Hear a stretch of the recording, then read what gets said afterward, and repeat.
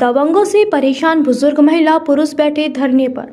धरने पर बैठे लोगों ने जिला प्रशासन व पुलिस से ट्वीट कर मांगी मदद। धरने पर बैठे लोग अपने पूर्वजों को दबंग से मुक्त कराने की कर रहे हैं मांग।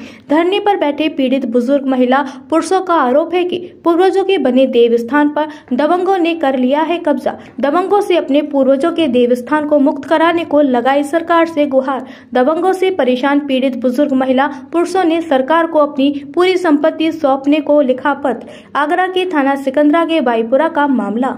नाम क्या है आपका? मेरा ज्योति नाम है जी। ज्योति जी, ये बताइए कि आज क्या मामला है जो कि आप इस तरह यहाँ बैठे हुए, घर से बाहर बैठे हैं? ये मामला है कि मेरे पुरखों को बंद करके रखा ताले में। अच्छा, किसने बंद किया है? मेरे देवर ने, वो आर्मी में से रिटायर है। अच्छा। और उसने बंद करके रखा है, वो मेरे को जाने नहीं दे रहा है कि अब हम लोग कैसे जाएं। अच्छा। मैं अपनी बहू को भी लेके आई तो इसके बाद उसने ताला लगा दिया कि नहीं जाने देंगे, तुमको बहू को पैर छूने के लिए किया जाता है ना जी। तो मेरी बहू को भी आशीर्वाद नहीं देने दिया इसने। बताइए मैं क्या करूं? अपने पुरखों का आशीर्वाद नहीं दिलाऊं अपनी बहुओं को? तो आप कहाँ रहते हो? हम नोएडा में रहते हैं जी, गौर सिटी में। तो कब से आई हैं आप? मैं कल आई हूँ। इससे पहले भी मैं आई थी। पहले यहाँ आप जाते थे बुजुर्गों का हॉस्पिटल लेने? मैं 4-5 साल बाद आई है। जब मैं अपनी बहू को लेके अंदर गई, इसके दूसरे दिन मैं 18 को आई और ताला लग गया यहाँ पे। पहले ताला नहीं लगा था? पहले ताला नहीं लगा था जी।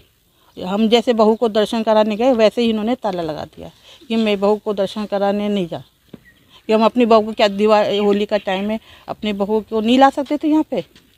बस यही समाज के डर के मारे कि मेरे देवर ऐसा नंगनाच मचा रहा है कि पूछो मत। बहुत दुखी हो गई हम लोग। क्या ये जो देव स्थान है क्या सम्मिलित है, क्या उनका पर्सनल है अपना? पर्सनल नहीं, मेरी सास ने बनवाया इसको। अच्छा। हमारे पुरखों का भी जमीन है यही। अच्छा, ये बताइए अगर आपकी जो मांग है अगर पूरी नहीं होती तो क्या आगे का कदम क्या रहेगा? तो भैया हम लोग सब सलाह करेंगे, सोचेंगे क्या आगे क्या बढ़ाए, भूखी करेंगे, फिर भी नहीं सुनेंगे, फिर और तीसरा रास्ता अपनाएंगे। जब तक हमारा ये नहीं खुलेगा, जब तक हम अपना इसी स्थान पे बैठे रहेंगे। यहाँ से नहीं हटेंगे। ये हमारी मांग है। नाम क्या है बाबा आपका? मेरा नाम सुरेंद्र सिंह है।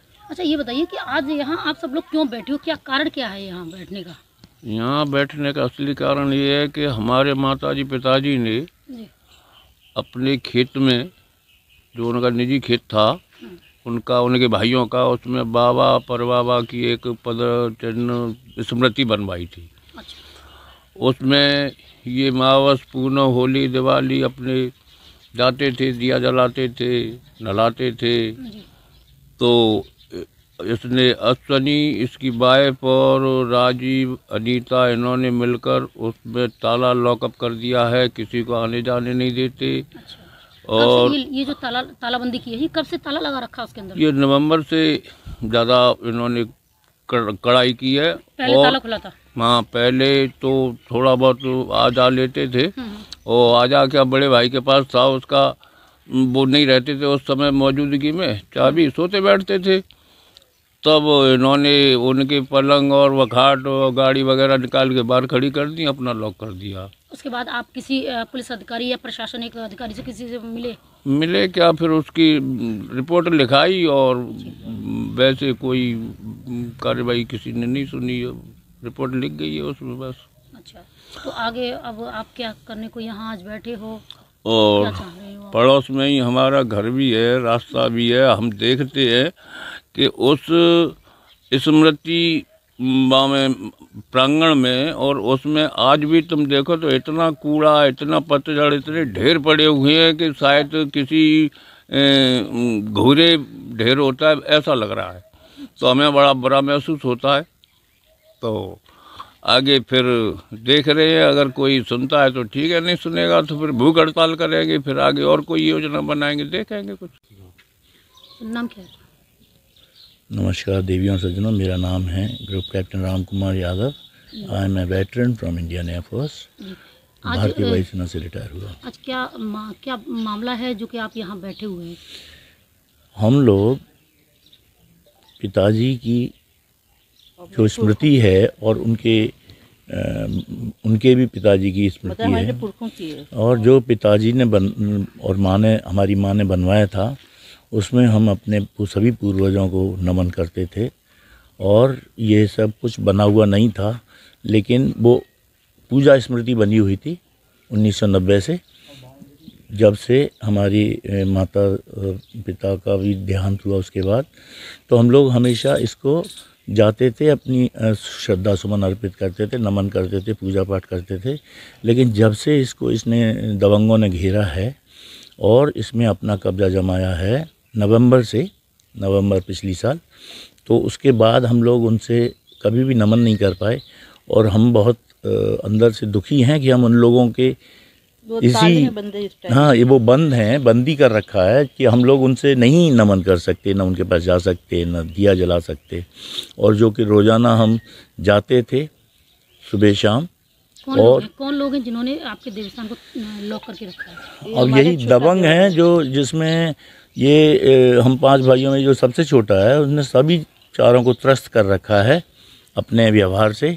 और उसकी वजह से हम अब नहीं जा पा रहे हैं उनके पास, क्योंकि हमारा जो रास्ता था उसको पूरे को बंद कर दिया। और हम लोग दूर से ही छटपटाते हैं, दुखी महसूस होते हैं और अपना काम नहीं कर पाते। और मैं भारतीय वायुसेना से रिटायर्ड हूँ। अगर मेरा ये हाल है कि मेरे घर का रास्ता नहीं है और मेरे कमरे पीछे बने हुए हैं घर, तो मैं नहीं उस घर में रह सकता, क्योंकि कोई रास्ता ही नहीं है। और उसके बावजूद अगर मेरा ऐसा हाल है तो आप सब सोच सकते हैं कि और मेरे जो भाई हैं गांव में रहते हैं, उनका कितना मुश्किल होगा कि प्रशासन को वो लोग अप्रोच ही नहीं कर सकते, उनसे मिल ही नहीं सकते। उनसे अगर कुछ बताना चाहते हैं तो ये दबंग लोग उनके पास जा कर के इनका गलत बयानी करके, उनको मैनेज करके, इनको परेशान करने की पोजीशन बनाते हैं। तो क्या मांग क्या रखते हैं आप? मांग हमारी ये है कि हमारे को अपने बुज़ुर्गों से, पूर्वजों का नमन करने का, उनका ध्यान करने का हमको रास्ता दिखे, ताकि हम वहाँ जा कर के अपना पूजा पाठ अपना कर सकें, अपने पूर्वजों के चरणों का नमन कर सकें। अगर मांग पूरी नहीं होती तो फिर आगे क्या? फिर उसके आगे हम लोग उसके बाद हम लोग फिर आगे अगला कदम होगा भूख हड़ताल। परिचय दे दीजिए, नाम बता दीजिए अपना। मेरा नाम शांत कुमार यादव है जी। मैं अपने सब भाइयों में सबसे बड़ा हूँ जी। आज क्यों बैठे हो यहाँ? आप पूरा परिवार बैठा हुआ है, क्या ऐसा क्या कारण है? ऐसा है सब, ये हमारे माताजी पिताजी ने बाबा की स्मृति में ये बनाया था जी। और ये 91-92 में उन्होंने बनाया था जी। इसका जीर्णोद्धार 2020-21 में सभी की सहमति से मैंने खुद कराया है। अश्वनी कभी किसी इसके मजदूर से या किसी भी लेबर से ये नहीं कोई कह सकता कि मैं नहीं रहा। इसकी बुनियाद से लेके नीचे से लेके चारों साइड का रिनोवेशन मैंने कराया है। मेरे पास इसका डेट वाइज सारा हिसाब लिखा रखा है। और अब इसने नवंबर 2021 से इतनी परेशानियां पैदा कर दी हैं, ताला लगा के, ऊपर से नेम प्लेट हटा के, और हर तरीके से पूरे परिवारजनों को एकदम परेशान किया। पूरे पारिवारिक सदस्यों ने लिख के दिया है। मेरे पास इसकी चाबियां रहती थीं। इसकी साफ सफाई मीना और प्रियंका करती थीं। और इसके घर की भी हम लोग साफ सफाई कराते थे। इसके घर का जितनी मरम्मत है मेरे पुत्र आनंद यादव ने कराई है। पूरा इसका रिकॉर्ड है और इसका निर्माण मैंने कराया है। अब इसने बदनीयती से मेरे साथ कई बार झगड़ा कराया। ये अश्वनी, इसकी पत्नी गीतांजलि, राजू और राजू की पत्नी अनीता और हमारी बहन आभा, ये सब ने मिलके, और इनके साथ एक ड्राइवर आता है दीपू, ये सब ने इसको ट्रैक्टर खड़ा करके इसमें ये कटवाया नेम प्लेट और इसमें ताला लगवाया है। हम ताले तोड़वा के और हमारा सामान बाहर निकलवा के खड़ा किया। उसके पूरी वीडियोग्राफी। क्या मांग क्या करते हैं आज? क्यों बैठे क्यों? ऐसा है, ये हमारा उसी तरह की व्यवस्था की जाए, अन्यथा हम अपना उधर से दरवाज़ा खोलेंगे।